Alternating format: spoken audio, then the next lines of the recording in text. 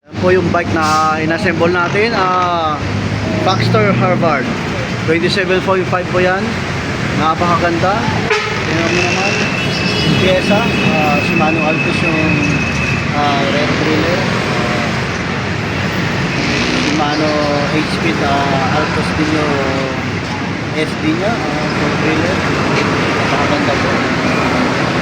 Kita natin yung Baxter upuan. Gawa po ng belo yan. Napakaganda. Naka Shimano MT200 yung hydraulic brake nya. Gold height yung bawang bakit. Napakaganda po ng grip yan. Ano naman yung hydraulic. Ayan po. Yung tiridor nya, napakaganda. May lockout po yan. Alloy na rin po.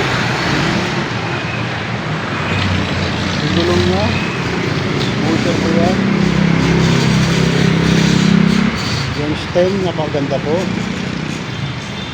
Ganda ng design. Yan naman ang pintura, napakakinis.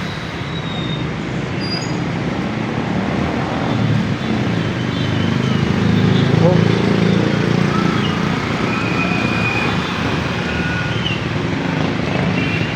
Seat post, alloy na rin yan.